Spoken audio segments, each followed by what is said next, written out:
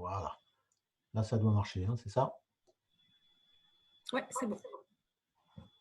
Bien. Eh bien, écoutez, on va démarrer tout de suite. Donc, je vais arrêter ça que je vous vois, parce que sinon, je ne vous vois plus.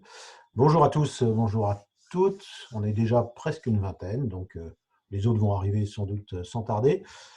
Bienvenue donc à cette deuxième causerie de la commission prospective. Je vous rappelle l'ambition de ces causeries, c'est d'aller un peu plus loin que ce qu'on avait pu faire à Reims, où on avait présenté 8 petits films, 8 vidéos sur 8 expériences d'office de tourisme innovants qui marquaient peut-être les esprits sur des tendances d'évolution possible des offices de tourisme. La semaine dernière, on était à Béthune pour discuter des ambassadeurs de Béthune. Aujourd'hui, donc, on va s'intéresser au deuxième exemple, qui est l'office de tourisme du Korsberg, dit Le Beau Jardin, avec sa directrice Marie-Hélène Materne, que vous devez voir par là. Voilà, donc bonjour Marie-Hélène, bienvenue. Oui. Bonjour tout le monde. Ok, donc la séquence va durer, on l'espère, entre 45 et 1 heure, pas plus, 45 minutes et 1 heure. On va démarrer assez vite par la rediffusion de la vidéo pour bien caler le sujet. Ensuite, Marie-Hélène nous apportera quelques éclairages, quelques précisions qui ne figurent pas dans la vidéo. Et ensuite, évidemment, on espère une séquence de 20-25 minutes de questions-réponses pour répondre à tout ce qui vous passe par la tête et tout ce que vous voudriez savoir sur cet office de tourisme, totem de son territoire. Et j'accueille aussi Lynn, hein, qui est avec moi et qui va co-animer cette séquence, puisqu'elle l'avait déjà fait à Reims avec toute la commission prospective. Voilà, donc je vous propose de passer à la vidéo que je dois avoir ici. Ça devrait marcher. On est là, c'est parti.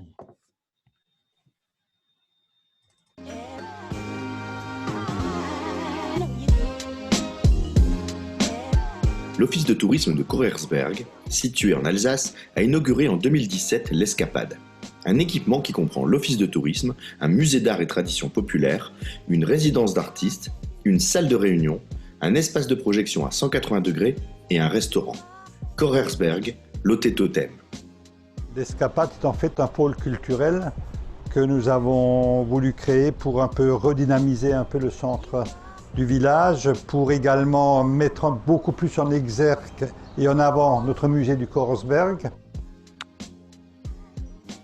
Aujourd'hui, il a les missions classiques qui sont celles d'un office de tourisme, en mettant cependant l'action sur vraiment les acteurs du territoire. La feuille était blanche il y a 2 ans et demi, l'office de tourisme est créé de toutes pièces, donc il a fallu tenir compte non seulement de cette naissance, et également du contexte du bâtiment dans lequel on se trouve, puisque l'une de ses missions, c'est également la coordination de l'ensemble des acteurs du bâtiment, la gestion aussi des clients qui viennent et qui consomment plusieurs choses dans le bâtiment. On va voir un prestataire touristique et qu'on lui dit voilà, je vais me charger de l'ouverture d'un office de tourisme, l'accueil est un peu dubitatif parce que évidemment, souvent ce qu'on s'est entendu dire c'est mais moi je me débrouille tout seul depuis tant d'années, qu'allez-vous m'apporter? Et clairement, il y avait une plus-value à apporter à nos acteurs et l'enjeu il était là. Aujourd'hui, on travaille beaucoup plus pour nos acteurs que pour nos touristes.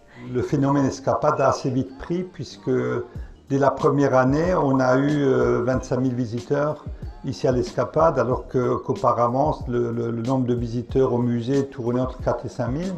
Donc il y avait un réel phénomène, bon, bien sûr de curiosité, mais également d'attrait pour le musée. Deuxièmement, au niveau de l'Office du tourisme, je pense que très vite l'Office du tourisme a pris les choses en main pour animer le village. Nous avons maintenant des fêtes d'été, nous avons des fêtes à Noël. Nous sommes ici sur un territoire un peu particulier où il y a des choses à créer. Nous avons lancé les visites de ferme. Donc tout ça, on peut encore le développer et il y a un potentiel, je crois, de développement qui est assez important. C'est une ouverture de nos structures, de notre exploitation et des citoyens du territoire, mais également d'ailleurs, peuvent venir visiter nos exploitations et rencontrer les vraies réalités de terrain du monde agricole. Et ça, c'est essentiel, c'est vraiment un gros boulot qu'on a fait ensemble. Et forcément, ça crée du lien, ça crée quelque chose, un aspect positif. Je vous le dis, je le redis, c'est kiffant, quoi. Je pense qu'on a choisi les acteurs, qu'on les a mis dans un équipement sans toujours suffisamment tenir compte du parcours du visiteur. Et je crois que ce qui est bon, c'est d'abord d'envisager le parcours du visiteur et d'établir ensuite les acteurs qui peuvent venir au service de ce parcours. C'est peut-être la chose à laquelle je serai plus vigilante. Aujourd'hui, le bâtiment fonctionne bien, les acteurs fonctionnent bien entre eux, mais il y a des acteurs privés, il y a des acteurs publics ou associatifs. Tout le monde n'a pas les mêmes enjeux, donc c'est toujours délicat, mais on trouve toujours un bon terrain d'entente et quelque chose qui finisse toujours au service de la personne qui vient nous voir. Voilà.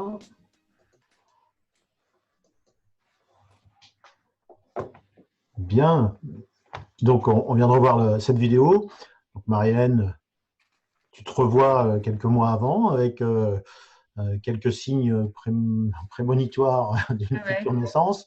Donc, de ce côté-là, je pense que, enfin, je sais que tout s'est très bien terminé.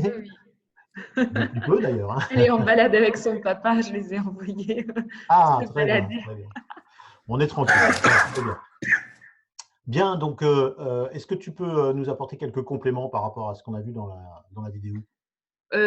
Oui, quelques compléments. Les 25 000 visiteurs, ce n'était pas sur une année complète, c'était du mois de mai au mois de décembre. Donc ça, c'est quand même important de le préciser. C'était l'année de l'ouverture et on avait ouvert au mois de février, mais le comptage a démarré au mois de mai. Voilà, donc on est sur un peu plus. Évidemment, il y a eu, il le dit bien dans la vidéo, il y a eu le phénomène de curiosité, mais aujourd'hui, on arrive à stabiliser ce nombre de 25 000 sans souci. Et l'année 2019 était à plus de 25 000. Et ça, c'est bon, quoi. Ça, c'était vraiment bon, sachant qu'on a ouvert en 2017. Et 2018 était plus faible, mais on avait aussi une exposition au musée qui était moins intéressante. Voilà, tout ça s'expliquait. En tous les cas, on est sur un bâtiment qui vraisemblablement était sur une belle pente ascendante en termes de fréquentation. Évidemment, ce qu'on vit actuellement va peut-être redéfinir un certain nombre de choses, mais on pourra en parler tout à l'heure. En tous les cas, voilà, compléter un petit peu la vidéo, peut-être en mettant juste l'accent sur les différents éléments qu'on trouve dans ce bâtiment pour que ce soit bien clair pour tout le monde. Et il y a effectivement l'office de tourisme qui est un peu la porte d'entrée. Quand on entre, on arrive à l'office de tourisme. Et là, l'amalgame se fait déjà puisque les gens ne savent pas toujours très bien, mais je suis à l'office, je vais aller au musée, c'est par vous que je passe, tout ça. Donc, il y a une prise en charge assez rapide finalement des gens à leur arrivée pour tout de suite les éclairer. Mais en fait, ils sont à l'escapade et finalement, ça passe aussi comme ça, quoi. Ils entrent et parfois ne font même pas la distinction entre les différents acteurs qui composent le bâtiment. Et ils sont à l'escapade. Voilà, il y a ce nom qui chapeaute un petit peu le bâtiment. Et en termes d'acteurs, on a effectivement notre artiste Frédéric Badonnel, qui est une artiste graveur. On a ce musée d'art et tradition populaire qui a plus de la moitié en fait de son équipement qui est en exposition temporaire, donc c'est quelque chose qui se renouvelle très souvent, avec une clientèle aussi de fidèles et une clientèle qu'on arrive à augmenter aujourd'hui, puisqu'on voit vraiment un public aussi un peu plus jeune fréquenter maintenant ce musée, un public familial, ce qui n'était pas le cas auparavant. Et on a cette vidéoprojection à 180 degrés, hyper immersif dans le bâtiment, et ça, c'est notre carte postale. C'est vraiment le truc qu'on vend et qui sert finalement à redistribuer un petit peu les flux sur le territoire. Ça, c'est la vocation de cet espace. Voilà, je le disais dans la vidéo, aujourd'hui, s'il fallait redéfinir le concept, je pense qu'il y a des choses à améliorer. Je pense que cette vidéo, elle devrait être d'emblée dans le parcours de visite. Donc, il faudrait que les gens passent forcément par cet endroit, alors qu'ils peuvent visiter le musée et ressortir sans être passés par cet espace. Ça, c'est un petit peu dommage. Voilà, je pense que le musée est un musée associatif. Il n'y a pas du tout de professionnels, même pas de service civique ou quelque chose de ce type-là qu'on peut trouver parfois dans les domaines de la culture. Donc ça, c'est pas facile parce que c'est des bénévoles et avec tout ce que ça peut avoir de fragile, entre guillemets. Voilà, c'est aussi un public qui est vieillissant. Donc, ça devient compliqué quand on parle notamment de médiation culturelle ou de nouveaux systèmes de médiation. On peut les perdre un petit peu dans ce genre de domaine. Et aussi en termes de communication, c'est pas toujours facile. Donc là, l'Office a pris la main aussi sur un certain nombre d'éléments de communication du musée pour les aider dans ce domaine-là. Voilà un petit peu à ce stade-là les petites précisions que je souhaitais apporter. La dernière chose, c'est le restaurant. On a effectivement la chance d'avoir dans l'Escapade un restaurant, mais qui est un restaurant de spécialité italienne. Alors évidemment, là aussi, c'est à refaire, jamais de la vie. C'est le bémol, triple bémol qu'on peut apporter ici. On revendique en fait dans notre territoire d'être le berceau de la tarte flambée. Et on a un restaurant italien, alors que vraiment on aurait pu avoir quelque chose d'un peu novateur, où on a des concepts en Alsace, type flamenco, qui ont fait leurs preuves et qui auraient été tout à fait le bienvenu dans notre bâtiment. Voilà, bon, les choses se sont faites comme ça, c'est ainsi. Alors on dit aux gens, on vous offre même une escapade jusqu'en Italie. D'accord. Voilà. Une petite question à ce stade par rapport à ce que tu voulais dire vis-à-vis des clientèles. Est-ce que vous arrivez à mesurer le nombre peut-être de visiteurs qui viennent, dont la motivation première est par exemple le musée ou l'office de tourisme, etc. Ou est-ce que le comptage est vraiment au global? Non, il y a le comptage global et après on sait à la louche qu'on est certainement sur un ratio qui est du 60-40. On a à peu près, je dirais, 60 à 65% du passage de porte qui est un passage pour le musée et le reste est pour l'office. Voilà. Alors, il faut savoir qu'il n'y avait pas d'office de tourisme avant la création de l'Escapade. C'est un territoire qui est peu touristique. On n'a pas énormément de lits, mais nos lits touristiques sont essentiellement de l'hébergement chez l'habitant. On a aujourd'hui un hôtel et c'est tout. Donc, vous voyez, on est aux portes de Strasbourg, aux portes ouest de Strasbourg. Et aujourd'hui, notre clientèle, elle est, comme beaucoup d'offices de tourisme, elle est locale, régionale, avant d'être nationale ou même internationale. Et tu peux peut-être préciser aussi, parce que je ne suis pas sûre que tu l'aies dit dans la vidéo, le nombre de personnes employées à l'office de tourisme. On est aujourd'hui à 4, en sachant que nous avons démarré avec un territoire de compétences qui était une communauté de communes. Et aujourd'hui, on a un territoire de compétences de 2 communautés de communes, puisque notre Comcom voisine, celle du Pays de la Zorn, n'était pas couverte par une politique touristique. Et aujourd'hui, les 2 Comcom se sont associés et l'office de tourisme déploie son travail sur ces 2 territoires. Et donc, on a démarré à 3 ETP et on est passé à 4 avec l'agrandissement de notre territoire de compétences. Oui, Marie-Hélène, donc, ce qu'il faut peut-être redire, je ne sais pas si c'était dit là-dedans, c'est que ce territoire était un peu une zone blanche en matière d'office de tourisme. Il n'y avait pas d'office de tourisme, donc c'était une véritable création. Comme tu l'as dit, c'est un peu le jardin de Strasbourg, hein, ce territoire. Le jardin est le berceau de la tarte flambée où tous les Strasbourgeois foncent normalement. Le dimanche soir, oui, en temps normal. Ouais. En temps normal pour aller manger une tarte flambée. C'est vrai que ta remarque sur le restaurant est très juste, même si elle n'est pas totalement… je veux dire que ce soit un bon restaurant italien n'est pas non plus rédhibitoire en soi. Non, bien sûr. Mais ce que j'aimais bien aussi dans l'exemple, et ce qui est moins dit dans la vidéo, parce qu'on n'avait pas eu le temps de tout dire, hein, c'était aussi la nouvelle conception que tu as eue en créant cet office de tourisme, parce que tu étais là longtemps avant l'ouverture officielle de l'office. Hein, je crois que c'était 1 an avant, hein, à peu près. 2 ans. 2 ans, ouais. Ouais. Donc, tu as le temps de maturer ce projet. Et c'est un projet qui est vraiment fondé sur le rapport très étroit avec les producteurs locaux, avec tous les acteurs du territoire, pas forcément touristiques d'ailleurs, parce qu'en fait, l'Escapade est vraiment la vitrine de ce territoire, de ces différents acteurs, de ces différentes filières. On a vu rapidement un agriculteur, un éleveur.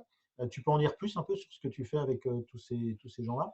Alors en fait, il faut savoir que notre territoire, c'est un peu le jardin de Strasbourg. On communique sous la marque Le Beau Jardin pour différentes raisons et notamment parce c'est la campagne approche de Strasbourg. Dès qu'on sort de l'agglomération de Strasbourg, on est à la campagne, on est chez nous. Et ce territoire du Korsberg bénéficie d'une terre qui est parmi les plus fertiles d'Europe et du coup, il y a une vocation agricole dans le territoire qui est fortement présente. Et l'idée, c'était pas d'apporter quelque chose qu'on n'avait pas. L'idée, c'était de fonder cette politique touristique sur ce qu'on avait de fort, et à savoir notre agriculture notamment. Et rapidement, en fait, et ça, c'était un peu le travail en amont, de savoir sur quoi on allait poser les piliers de cette politique touristique. C'est le travail qu'on a fait durant 2 ans avant l'ouverture de l'Escapade. Et rapidement, les agriculteurs se sont avérés être des acteurs incontournables et en plus très volontaires, très intéressés par notre proposition. Et donc, vous avez vu effectivement Dominique, qui est un des précurseurs dans notre travail avec les agriculteurs. Dominique siège chez nous aussi au conseil d'administration. Il a un élevage bovin, un gros élevage bovin, voilà. Il a 800 têtes, donc ça, quand on le décrit comme ça paraît totalement démesuré, mais finalement, quand on se promène dans l'exploitation, on se rend compte que les bêtes, ils sont bien, elles sont beaucoup, enfin, c'est que des mâles. Ils sont tous séparés, donc il n'y a pas cet effet de masse. Et aujourd'hui, malgré l'agribashing qu'on voit se développer, le véganisme, les tendances un petit peu terribles comme ça, ou extrêmes, je dirais, malgré ça, on travaille bien avec les agriculteurs et on a tout au long de l'été notamment un programme de visite guidée à la ferme qui marche très bien. Alors, il marche très bien sur la population locale, départementale. On a quand même du mal aujourd'hui, on a des touristes, mais ce n'est pas la majorité de nos visiteurs sur les exploitations agricoles. On a un peu de mal aujourd'hui à les toucher avec ce produit-là. Peut-être qu'avec ce qu'on est en train de vivre, il y aura peut-être un retour encore à ce type de pratique. En tous les cas, ce qu'on a observé depuis quelques temps, c'est une vraie sortie de la population strasbourgeoise vers ce genre de produit.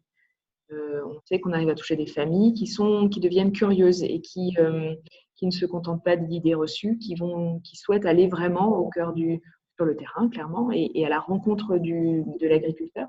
Et on les fait changer d'avis, en fait, sur l'agriculture. C'est assez impressionnant, mais ils ont des idées reçues incroyables. Et quand ils découvrent et quand ils voient par eux-mêmes, on est bien au-dessus, on va bien au-delà d'une simple mission touristique. On est presque dans l'éducation, quoi, voilà. Donc, on apprend aux gens ce qu'ils ont dans leur assiette. On leur montre la vérité. Et voilà. Donc ça, c'est important. Et les agriculteurs sont extrêmement reconnaissants de ce travail-là qu'on fait avec eux. Là, avec ce qu'on vit actuellement, le confinement, etc., ils sont très nombreux à mettre en place un certain nombre d'opérations spéciales, notamment de livraison. Alors, on voit un engouement absolument dingue pour les produits locaux, comme si les gens avaient attendu cette situation pour découvrir que tout près de chez eux, il y avait cette richesse-là. Mais bon, mieux vaut tard que jamais, et puis très bien comme ça. Très bien. Alors, peut-être qu'on peut ouvrir déjà la discussion avec l'ensemble des participants. Alors, je ne sais pas si vous avez déjà à ce stade des questions pour Marie-Hélène, suite à ce qui vient d'être présenté ou à la vidéo. Alors, si vous affichez tout en bas la liste des participants, vous pouvez lever la main si vous voulez bien pour qu'on vous donne la parole et rebrancher votre micro aussi à ce moment-là. Je ne sais pas qui veut commencer. Alors, Nathalie, oui. Oui, bonjour. Un petit coucou de la Normandie. On connaît aussi bien les ruminants, nos amis les ruminants. Étant moi-même gestionnaire d'un site événementiel au cœur d'un parc de 63 hectares où on confie une grosse partie de l'entretien du parc à un agriculteur avec une convention et qui lui-même commercialise ce qu'on appelle ici le bœuf de l'abbaye. Ma question à Marie-Hélène était, j'entends bien ces remarques effectivement sur l'éducation qu'on peut amener aux habitants, aux locaux qui sont tous ambassadeurs d'une potentielle marque en devenir. Mais est-ce que vous avez aussi travaillé sur une mise en réseau avec les restaurateurs du coin? C'est-à-dire que, alors, je rejoins complètement Marie-Hélène, je regretterais moi quand même, peut-être à l'inverse de Paul, c'est déjà bien d'avoir un lieu d'accueil et de convivialité en ayant au moins une pizzeria. Ça peut être la meilleure pizzeria du monde. Je pense que votre belle région mérite quelque chose. Mais ça, c'est encore un sujet effectivement assez différent. Mais est-ce que vous avez pu… on a eu la chance à une époque d'avoir un réseau très actif en lien avec les pays d'accueil. À l'échelle de la Normandie, on avait une fédé particulièrement active et efficace. Bon, malheureusement, elle a disparu. Et on avait beaucoup travaillé sur des produits du type l'assiette de pays, où on mettait en relation des producteurs et des restaurateurs. Est-ce que vous-même, vous avez ce type d'action, de prévision d'action par rapport à l'escapade? Alors, on a fait, avant l'ouverture de l'escapade, quand on avait encore un peu de temps pour ça, une opération qui s'appelait du jardin à l'assiette. C'était l'idée, c'était ce que vous venez de décrire. On a mis en relation les restaurateurs et les producteurs. On a par exemple un glacier dans le territoire qui produit de la glace. Voilà. On a bridé un petit peu les choses. Le problème, c'est la viande en fait. Le problème, c'est-à-dire que très souvent, ce qui est produit sur place est exporté loin, parfois très loin, et c'est une hérésie, mais c'est comme ça. Et en fait, on a trouvé un producteur, enfin un abatteur, bref, donc du poulet jaune qui est produit chez nous, qui a abattu à côté de chez nous, mais qui est revenu. Et donc, on a proposé aux restaurateurs d'établir un menu autour de ce poulet jaune, donc différentes déclinaisons, et de constituer un produit uniquement réalisé sur la base de produits issus du Korersberg, donc de notre secteur. Et l'opération a bien pris, mais on ne l'a pas reconduite. Alors, pour différentes raisons, parce que nos restaurateurs vont un peu trop bien. Je ne sais pas si on peut le dire comme ça, mais ils n'ont pas trop besoin de ça. Sincèrement, voilà, c'est un peu triste, mais voilà, c'est quand même un petit peu la vérité. Après, on a quand même deux ou trois d'entre eux qui ont vraiment reconnu l'intérêt de l'opération et qui ont depuis pris d'autres habitudes de travail. Et on sait qu'on a établi, grâce à cette opération, l'une ou l'autre habitude de travail, plus régulière en tous les cas. Mais je pense qu'on aurait peut-être dû persévérer un petit peu. Et on a manqué de persévérance sur ce projet-là. Aussi parce que les restaurateurs avaient pour unique intérêt de se remplir les poches. Enfin, voilà, c'était une opération purement commerciale. Je trouve qu'ils n'ont pas suffisamment non plus rebondi sur la mise en valeur des producteurs au travers de la commercialisation de ce menu. Ils ont finalement, ils ont vendu ce menu-là en disant on participe à l'opération, mais il n'y a pas eu de grande mise en valeur des producteurs qui avaient joué le jeu à leur côté. On aurait peut-être dû cadrer un petit peu mieux l'opération. En tous les cas, le consommateur au final était satisfait, mais effectivement, peut-être à reconduire. En tout cas, à repenser un peu différemment, éventuellement. Alors, Nathalie, nouvelle question. Ah, on ne t'entend pas. Alors, attends, je vais réactiver ton son. Merci. Non, c'était juste pour dire, j'ai une expression pour dire quand les restaurateurs c'est qu'ils n'ont pas faim. Oui, c'est ça. Mais malheureusement, je crains qu'ils n'aient faim dans les mois qui viennent et que sur les clientèles potentiellement de proximité sur lesquelles on va être tous amenés à travailler au regard des circonstances actuelles, parce qu'on ne va pas se voiler la face, hein. On ne va pas être débordé d'Américains, d'Australiens, de je ne sais quelle provenance sur nos territoires demain matin, et on va devoir continuer à travailler sur des clientèles de proximité, ou en tout cas ça peut être une nouveauté pour certaines destinations, mais il n'en reste pas moins vrai que pour nos restaurateurs, je pense que, et je le dis sans aucune ironie ou aucun plaisir, hein, mais ils pourraient avoir faim, ils pourraient avoir besoin de je ne sais pas si le mot c'est de se réinventer, mais en tout cas de se tourner vers des filières de proximité vers lesquelles le public se tourne quand je vois le succès effectivement des outils qu'on peut mettre en place pour relayer l'offre des producteurs locaux sur nos sites web. Enfin, j'imagine que si nous on le fait, j'imagine que vous êtes nombreux, nous sommes nombreux à le faire. Et quand je vois le pourcentage du trafic du site web sur la seule page des producteurs aujourd'hui ouverts qui pratiquent le drive, qui font des livraisons, c'est assez impressionnant. On a exactement le même phénomène ici en local. Je suis outrée par l'appropriation soudaine des gens pour ces produits locaux. C'est totalement dingue. Ça existe depuis toujours à côté de chez eux. Mais on a l'impression que ça vient de sortir. Bon, c'est une bonne chose pourvu qu'ils continuent d'y penser une fois qu'on aura repris une vie peut-être un peu plus normale. Bien, merci. Donc, est-ce qu'il y a des questions sur plutôt cette fois l'escapade qui était le sujet central quand même de la vidéo et de l'exemple qu'on voulait montrer, c'est-à-dire sur un OT qui est au cœur d'un équipement culturel à forte valeur ajoutée, avec beaucoup de choses qui s'y passent. Est-ce que ça vous pose question? Alors, Geneviève de Mulhouse. Alors, j'active le son de Geneviève. Non? Alors, tu l'as activé et moi je l'ai désactivé, ou qu'est-ce qui s'est passé? Non, j'ai rien fait. Alors, attends, je vais. Un petit problème technique. Ah, zut. Voilà. Ouais, c'est bon. Ouais, c'est bon. En fait, alors nous avions aussi un point d'accueil qui a été partagé dans un musée, donc le musée historique à l'époque, hein, on y a passé quelques années. Donc si j'ai bien compris, il y a quand même une forte fréquentation plus axée sur le musée que sur l'office. Donc voilà. Moi, j'aimerais savoir comment vous fonctionnez au niveau de l'office. C'est ouvert? Est-ce que vous, enfin, comment vous captez le flux de clientèle pour les avoir chez vous? J'ai bien compris en fait qu'ils n'ont pas l'obligation de passer par vos guichets et de se dire aussi comment vous envisagez la continuité du service client à l'accueil dans les prochains temps. Donc, c'est deux questions distinctes, Geneviève, si j'ai bien compris. Hein. Il y a d'abord la question du… Alors, je vais commencer par la première. Les gens, lorsqu'ils entrent dans le bâtiment, ils entrent dans l'office de tourisme qui sert d'accueil du musée. Donc, si tu veux, tout le monde transite par chez nous. OK. Voilà, ça, c'était la première des choses.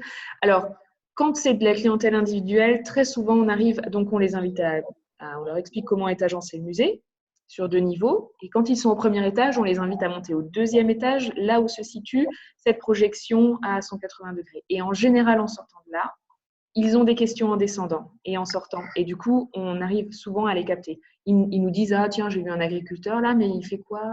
Mais il produit quoi? Ah bon, ça se passe chez vous, tout ça? Ah oui, et puis j'ai vu un sentier, mais il y a des possibilités de marché. » Voilà, ça arrive assez souvent. Mais sur la clientèle groupe, on a un peu plus de mal à inclure à chaque fois ce passage par cette vidéo un peu immersive. Donc ça, c'est la limite que j'évoquais tout à l'heure. Juste pour que ça soit bien clair pour tout le monde, l'accueil, eh bien, tout le monde passe par l'accueil qui est du tourisme. Obligé. OK. Sauf si tu vas manger au restaurant. Le restaurant, il fonctionne tout seul. OK. Voilà. Mais sinon, tu passes forcément par chez nous. OK. Donc, nous, ça nous permet de savoir et d'avoir une jauge assez juste sur qui vient chez nous, qui vient pour l'office et qui vient pour le musée. Et de toute façon, on a le nombre d'entrées précises, le nombre précis d'entrées au musée. Donc, par déduction, on sait qui c'est qui est passé par l'office et de toute façon, on tient les statistiques. Et l'autre question, c'est comment on envisage la suite. Alors, je ne sais pas. Moi, je suis encore un peu dans les layettes et les couches. Tu sais, je sors de congé de maternité. Je crois et je crains comme beaucoup un peu dans le flou, avec un musée qui ne va pas pouvoir réouvrir. Même notre office, est-ce qu'on va pouvoir réouvrir avant la mi-juillet? J'en sais rien. Enfin, je suis dans le flou total.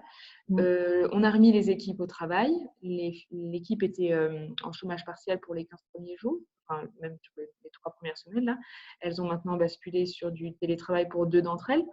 Après, les mamans qui ont des enfants, c'est un peu plus compliqué de télétravailler, mais en tous les cas, il y a de quoi faire pour le moment, c'est certain. On est aux côtés du musée aussi dans leurs réflexions, parce qu'ils ne savent pas trop du coup comment ils vont organiser leurs différentes expositions temporaires. Tout ça vient bouleverser leur calendrier aussi, donc c'est très compliqué.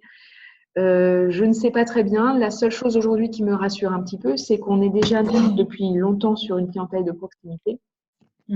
J'espère qu'on va la retrouver assez vite. Voilà. Mais c'est la seule chose que je puisse dire à ce stade-là. J'espère qu'on peut rouvrir bientôt. Je crois qu'on est un peu tous dans cette expectative. Hein. Ouais. Mais c'est vrai que je pense que ça va vraiment chambouler aussi, en tout cas dans les premiers temps, les contacts directs avec la clientèle. Et oui, se dire quand est-ce qu'on va pouvoir réouvrir, comment. C'est vrai, c'est une chance. Vous avez toute cette capacité de proximité avec vos partenaires. C'est une réelle chance, je veux dire, qui est peut-être un peu moins évidente au niveau du tourisme urbain. Ah oui. Et du coup, oui, vous êtes quand même carrément dans le créneau, effectivement, qui est actuellement demandé par une clientèle de proximité. Ça, absolument. Ouais. En espérant que l'humain ne soit pas doté d'une amnésie totale lorsqu'on reviendra à l'heure. C'est la seule crainte que j'ai, moi, c'est que finalement on oublie tout très vite et on oublie cette parenthèse de vie incroyable qu'on est en train de vivre toutes et tous. Et que les gens reprennent leurs habitudes et notamment leurs mauvaises habitudes de consommation après. On a quand même sur certaines visites d'exploitation des trucs assez dingues qui se passent, notamment, alors le plus flagrant c'est le foie gras. Je ne sais pas si on a des gens du sud-ouest avec nous, mais aujourd'hui faire visiter une exploitation agricole de foie gras, on avait quand même toujours l'un ou l'autre dans le tas qui va vous expliquer qu'on maltraite l'animal, que c'est mal. Mais par contre, au moment de la dégustation, il va manger. Hein. Évidemment. Et puis, il va plutôt même se jeter un peu dessus. Et il y a pas finalement, il va jamais jusqu'au bout de son raisonnement. On peut avoir un certain nombre d'idées et un certain nombre de concepts qu'on se fait sien, mais alors on va au bout de ce qu'on pense et de ce à quoi on croit, et on ne touche pas à ces produits-là, puisqu'on considère que c'est produit de façon difficile pour l'animal. En tous les cas, on met l'animal en danger. Donc, voilà. Les agriculteurs, ils vous en raconterez des vertes et des pas mûres. Est-ce qu'il y a d'autres questions dans l'assistance?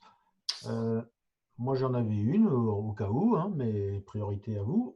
Bon, ça ne lève pas la main. Donc, tu as évoqué dans la vidéo quelques points de friction, peut-être, dans la gestion de l'équipement, du fait de la multiplicité des acteurs. Et que quelque part, on sentait un tout petit peu en filigrane que si tu le refaisais aujourd'hui, tu le ferais un tout petit peu différemment dans la gestion. Tu m'avais expliqué d'ailleurs à l'époque que ne serait-ce que sur des horaires d'ouverture, par exemple, c'est compliqué.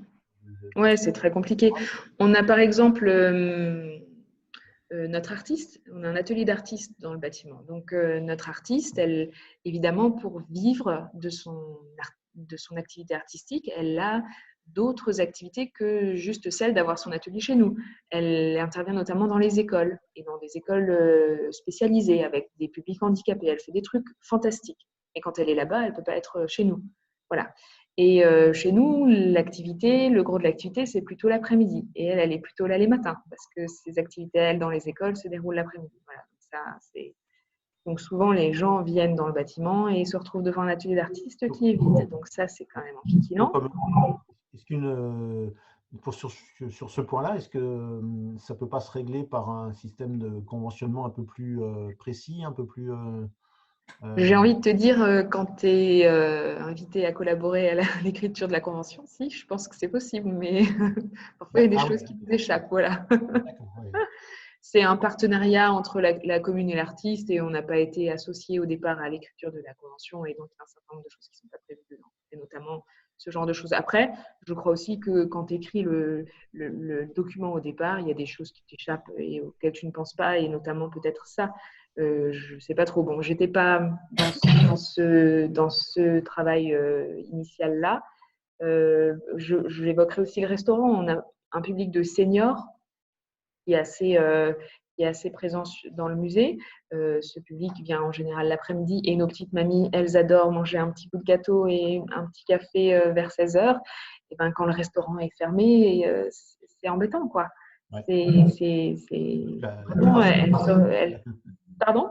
Surtout que la terrasse est magnifique et vraiment ouais, la terrasse est magnifique, et puis les mamies, elles veulent bien dépenser un peu d'argent. Enfin, je veux dire, on leur demande pas de faire un peu de chip ou quoi, mais il faut une présence, et le restaurant était ouvert au départ des journées complètes, et quand les après-midi étaient un peu mortes, bon, ben voilà, ils avaient quelqu'un qui était là, et finalement l'argent rentrait pas en caisse durant l'après-midi.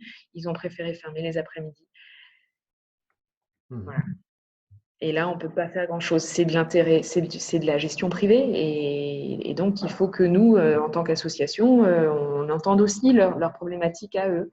On était là sur un coup avec Croisier Europe, avec des groupes, un groupe par semaine que Croisier Europe devait nous envoyer, des Américains. Donc, autant vous dire que je pense qu'on n'est pas prêt de les revoir tout de suite.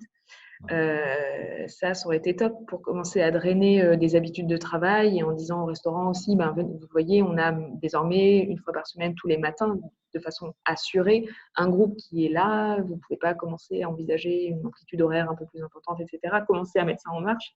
Mais là, tout s'arrête de façon tellement nette, on ne sait pas trop comment ça va reprendre. Bon. Mais c'est ce genre de petites frictions, mais parce que les intérêts ne sont pas toujours les mêmes. Alors, je ne vous parle même pas de l'aspect bénévolat du musée. Et là aussi, il faut travailler avec des pincettes. Ces gens-là, c'est du bénévolat. Donc, il ne faut pas essayer de leur expliquer la vie parce qu'ils sont un peu au-dessus de ça. Et puis, on a, dans le cadre de ce partenariat que nous avions avec Croisier Europe, on a dû trouver des guides professionnels, alors que généralement, c'est les bénévoles du musée qui font le guidage.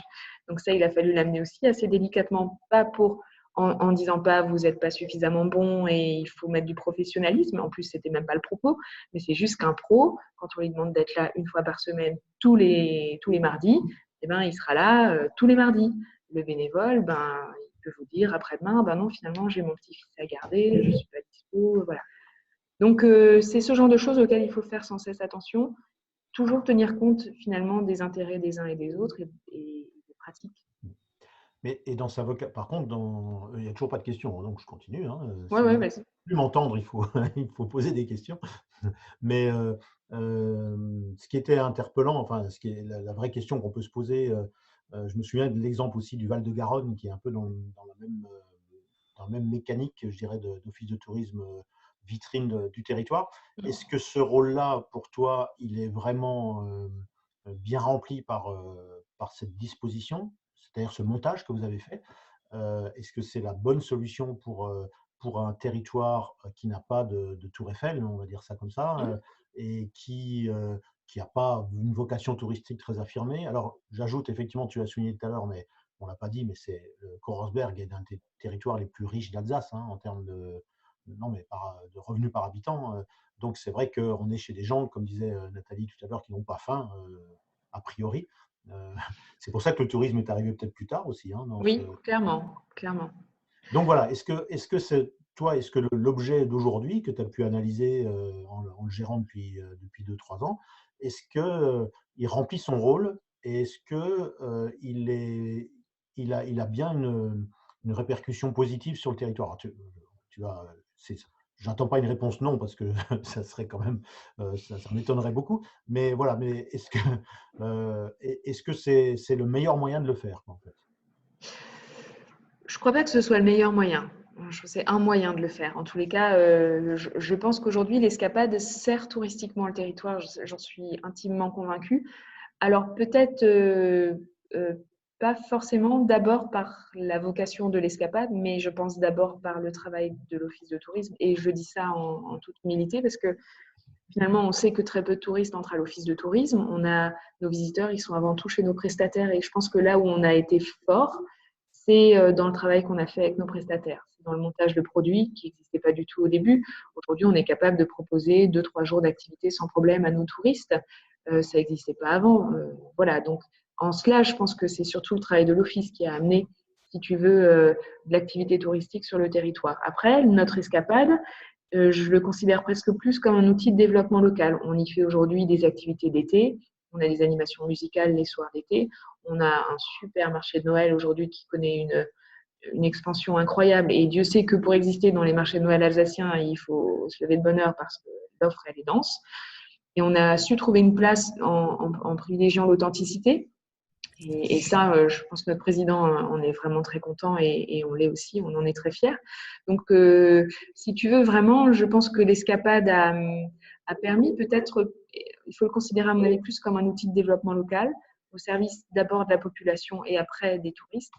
Et par contre, en termes d'activité touristique et du bénéfice qu'on a pu apporter sur le territoire, ça, c'est le travail de l'Office qui l'a permis, vraiment. Voilà. Alors, Nathalie a une nouvelle question. Oui, merci Paul. C'était juste parce que j'écoute Marie-Hélène avec plaisir et puis en même temps avec surprise parce que j'avais tellement l'impression que chez vous, chaque territoire était éminemment touristique. Ah non, avec des tendances touristiques. Et moi, étant sur un territoire, enfin, on a beaucoup en dehors de la notoriété sans doute, on a beaucoup de points communs. Et j'en arrive à me dire que ce serait intéressant qu'on monte des jumelages de bonnes pratiques ou en tout cas d'échanges parce que voilà, moi encore une fois, je gère un parc, je gère une ancienne abbaye qui aujourd'hui est un site événementiel sur lequel on développe une activité séminaire en semaine, coworking, location de bureaux privatifs, des mariages en week-end, des événements grand public en partenariat ou pour le compte de l'office et ou de la collectivité, en tout cas de l'intercommunalité. On fait à peu près 100 000 visiteurs sur une année. On a dépassé le cap des 100 000 l'année dernière, toute clientèle confondue. Un territoire qui a des moyens parce qu'une grosse plateforme de transformation pétrolière, mais à côté de ça, pas d'image du tout, un peu coincé entre Rouen, Le Havre, Fécamp, Étretat et Deauville. Mais en tout cas, je ne vais pas m'éterniser sur notre cas, mais ce que je veux dire, c'est qu'il y aurait sans doute des perspectives d'échange, ouais, j'appelle ça un jumelage qui nous permettrait vraiment d'échanger sur nos bonnes pratiques éventuellement ou expériences vécues et à déconseiller ou à conseiller au contraire. Enfin, je ne sais pas parce que je pense qu'on a pas mal de similitudes. Voilà, c'était juste la petite idée que je voulais me permettre de soumettre. C'est une très belle idée, ouais. On vous laisse la gérer en binôme Ouais. quand on ne va pas le faire à 30. Non, bien sûr que non. Ok. Et voilà, je voulais le dire. C'est aussi l'intérêt de ce type de réunion, c'est qu'on Oui. découvre des horizons à la fois potentiellement différents et en même temps beaucoup de points communs. Donc, voilà. Très bien. Est-ce qu'il y a d'autres questions? Non? Lynn, tu voulais intervenir? Oui, j'avais peut-être encore une question, Marie-Hélène, par rapport à ce que tu disais juste avant sur parce que c'est vrai que l'office de tourisme, finalement, avant n'existait pas, a été créé. Est-ce que par rapport aux locaux et aux habitants, vous avez des actions particulières et quels sont le retour, en fait, leur retour sur l'existence de l'office de tourisme? Est-ce qu'ils vous identifient bien? Est-ce que vous avez des retours par rapport à ça? En fait, c'est assez marrant, les gens identifient, je ne suis pas sûre qu'ils identifient bien l'office, mais les gens identifient l'équipe, je crois. En fait, Tant mieux. Tant mieux. ouais, c'est chouette, et c'est super bien, parce que la première chose quand tu poses cette question, Lynn, qui me vient, c'est notre marché de Noël. On a des habitants de la commune on a 2 week-ends de marché de Noël, ils viennent les 4 jours de marché de Noël. C'est totalement dingue. Et il n'y a aucun événement dans la commune qui draine à ce point-là la population locale. Et les gens, ils disent maintenant, c'est notre marché de Noël. C'est incroyable, hein, et c'est la 3e édition qu'on a eue, et ça, c'est fantastique. Et les gens identifient, alors notamment Cindy qui est en binôme avec moi sur le marché de Noël, les gens repèrent maintenant Cindy. On se balade sur le marché de Noël, on a nos noms affichés en grand pour que les gens nous repèrent bien facilement. Donc, je crois que les gens ont repéré l'équipe, ont repéré le lieu aussi, clairement, et l'office de tourisme peut-être dans un 3e temps. Mais pour la population locale, j'ai l'impression que l'équipe, en fait, a réussi à être suffisamment sur le terrain pour que les gens les identifient bien, aussi sur nos opérations d'été, parce qu'il y a aussi cette clientèle locale lors de nos soirées d'été. Et les gens viennent aussi à l'office maintenant sur des actions de billetterie. Ils viennent à notre boutique aussi, ça c'est marrant. Les gens viennent, ils disent « Ah, l'autre jour j'ai vu, vous aviez des petites choses là, j'ai besoin de faire un petit cadeau. Je me suis dit, je passe chez vous, ce sera plus original que d'aller au commerce, à l'hypermarché du coin ou quoi. » Et ça c'est top. Et ça vient, on sent vraiment une appropriation. Et je pense que ça c'est notre boulot. Et parce que quand eux se seront appropriés l'escapade, poseront un autre regard sur leur territoire, ils seront les premiers ambassadeurs et notre boulot sera fait. Parce que c'est ça finalement l'enjeu aussi pour nous. Hein. C'est que parce comme on est au port de Strasbourg, on a des habitants qui vivent très peu dans la semaine le territoire. Ils partent le matin à Strasbourg et ils rentrent le soir.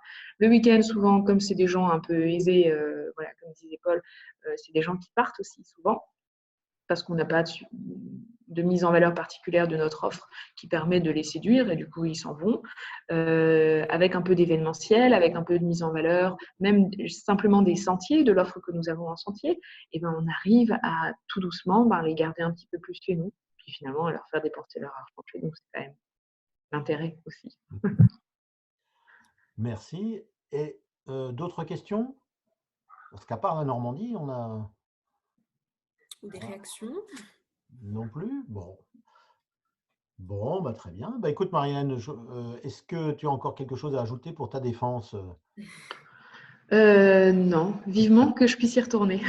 Oui, J'en peux plus. on est bien d'accord. Alors, c'est vrai qu'on peut faire le lien avec cette période de confinement. Est-ce que c'est la question qu'on pose un peu à chaque fois dans ces causeries. Est-ce que la situation actuelle, elle nourrit votre projet d'une certaine manière, ou en d'autres termes, est-ce que votre configuration, votre avance un peu, la tendance que vous exprimez aujourd'hui avec cette escapade, se trouve transformée par la crise qu'on a actuellement? Alors, vous êtes fermé comme tout le monde, hein, évidemment, Oui. mais au-delà de ça, est-ce que le fait d'avoir conçu cet office de tourisme comme vraiment lieu central du chef-lieu de ce territoire, hein, qui s'appelle Truchtersheim, hein, ça sera l'exercice pour vous tout à l'heure de dire ce mot-là, Truchtersheim dans le Korersberg, hein, Et voilà. Est-ce que cette vocation-là, tu la sens revivre, enfin, ou est-ce qu'elle va s'adapter à la situation actuelle ou comment tu vois? Est-ce que ça va être plutôt positif pour l'avenir ou pas? Ben, dans ce que j'observe aujourd'hui, notamment de cet engouement dont on a parlé, tout ça pour les produits locaux, je pense que ça va venir servir ce qu'on fait déjà et qu'on a l'intention de poursuivre, de pérenniser. Après, je sais pas. Je sais pas. On voit pas bien encore, hein. Non, j'y vois pas très clair, j'avoue. Il va falloir remettre en route le bâtiment. Quand j'y vais pour vider la boîte aux lettres, c'est à pleurer, tellement c'est mort. Et enfin, comme dans tous vos bureaux, j'imagine, quand vous avez l'occasion d'y faire un saut, c'est d'une tristesse à pleurer. C'est quand même des bâtiments qui coûtent cher, c'est de l'argent du contribuable et ça sommeille, voilà. Et ça risque en plus de sommeiller encore un moment. C'est plus peut-être ça qui m'inquiète. Je pensais qu'on irait rapidement vers une réouverture quand même des choses et là, on a quand même bien senti le coup de frein du gouvernement. Et là, je trouve que ça devient inquiétant parce qu'on disparaît aussi dans l'esprit des gens, dans le souvenir des gens. Et je crains qu'il faille recommencer le travail voilà, pas là où on l'a laissé, mais d'un peu plus loin encore. Enfin, voilà, on va reprendre les choses d'un peu plus loin encore. Bon, mais c'est pas grave, on a de l'énergie. Oui, mais si tu considères un effet qu'on suppose assez puissant qui va être l'envie de s'aérer à proximité de chez soi parce qu'on va être bien obligé de rester à côté de chez soi, Oui. pas aller très loin, d'autant plus qu'il n'y aura pas d'événements en tant que tel puisqu'ils seront C'est ça. autorisés. On peut penser que cette mécanique-là, elle va reprendre, c'est-à-dire que l'utilité de l'office sera d'organiser cette récréation locale, quoi. C'est ça, c'est ça. Après, en matière de com, quand tu n'as pas d'échéance, c'est hyper compliqué. Enfin, moi, je me suis dit, on peut prendre… Dans ma question, je me suis peut-être un peu mal exprimé, mais ce que je voulais dire, c'était est-ce que le travail que tu avais fait avec les prestataires, notamment, est-ce que tu ne penses pas qu'aujourd'hui, un des boulots que vont avoir les offices de tourisme, et notamment le tien qui est en milieu rural, ça va être d'accompagner ces prestataires pour adapter tu parlais de la visite du foie gras, d'adapter leur offre à des conditions qui vont légèrement ou lourdement changer. On peut penser à un restaurateur qui va être obligé d'adapter sa salle pour que, surtout chez nous en Alsace où on a des Windstube, où on est très serré, donc ça sera plus possible. Il faudra élargir tout ça. On peut imaginer que pour les visites de ferme, il va y avoir des particularités. Est-ce que cet accompagnement-là, c'est quelque chose que tu envisages rapidement? Est-ce que tu ne crois pas que c'est là qu'il y aura une valeur ajoutée assez forte à tout ce que tu as fait précédemment? Si, je pense que tu as raison. On a d'ores et déjà fait aussi un récapitulatif des aides mobilisables à tous nos prestataires pour qu'ils sachent à quoi ils ont droit, etc. On les renvoie vers les chambres de commerce, etc. Mais on leur donne des liens aussi très concrets. Et puis les choses bougent tellement vite tous les jours que voilà. Donc on a essayé de se positionner à leur côté.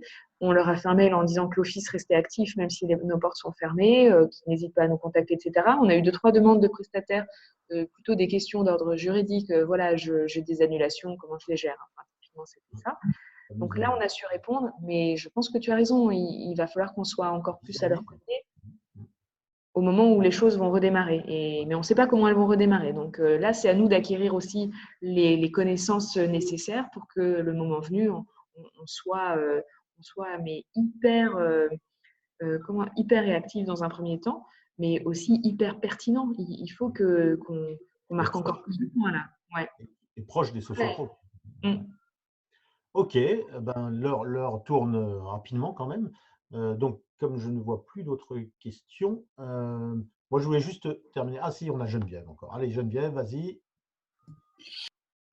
Ce que je viens d'entendre me paraît juste, mais il me semble effectivement qu'il y a beaucoup de points d'interrogation, il y en a partout, et il y a quelque chose qui me semble juste, c'est-à-dire que oui, il va falloir qu'on soit finalement dans d'autres missions d'accompagnement des partenaires, des prestataires, mais sommes-nous capables d'y être?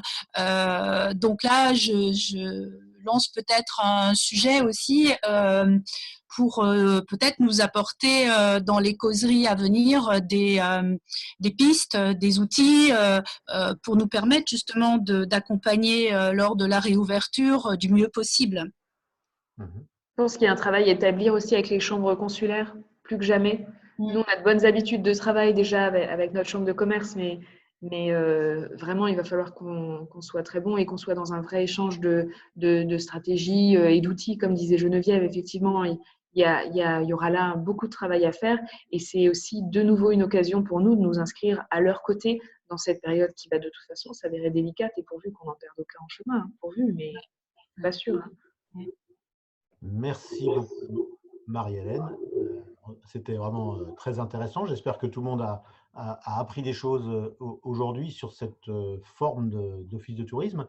Je voulais terminer juste en vous parlant de deux petites anecdotes sur le tournage, parce que c'était assez drôle quand même.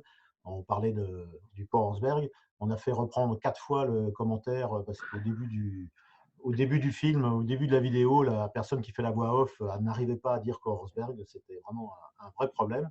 Et puis l'anecdote avec l'agriculteur qui s'appelle Doll et dont le père s'appelle Joseph Doll, qui était député européen. Et le jour du tournage, moi j'étais pas là, mais c'est ceux qui ont tourné qui me l'ont rapporté. Ils ont été scotchés parce que derrière, pendant qu'ils tournaient, derrière, le père avait au téléphone Angela Merkel, puisque c'était la préparation des élections européennes à ce moment-là. Donc vous voyez que d'une ferme au cœur du Korsberg, on avait en direct la chancelière allemande, ce qui était quand même assez extraordinaire. Voilà, merci beaucoup. Merci. Encore une fois, merci Lynn aussi de m'avoir aidé pour la… Et bon anniversaire, Lynn. Merci. Et bon anniversaire. Merci. Et puis moi, je voulais vous dire que tous les lundis, donc à 14 h, vous avez une causerie de ce type-là avec d'autres animateurs. Et la prochaine sera lundi prochain, donc à 14 h. Alors c'est les lundis normalement, là c'était décalé à cause du lundi de Pâques. Lundi prochain, et ça sera le comptoir des loisirs d'Évreux. Donc je vous invite à vous inscrire à cette causerie. Donc on va en faire 7, je crois, sur les 8 exemples, parce qu'il y en a on a un petit peu de soucis. Et ensuite, on a décidé ce matin, on s'est réunis au niveau de la commission prospective, qu'on allait continuer avec, encore une fois, la notion de témoignage d'un office de tourisme sur un certain nombre d'actions qui ont été menées pendant ce confinement pour essayer d'alimenter cette réflexion sur le sortir de la crise. Voilà, merci à tous et à très vite. Merci beaucoup. Au revoir. À très bientôt. Portez-vous bien. Restez chez vous. Ouais. Allez.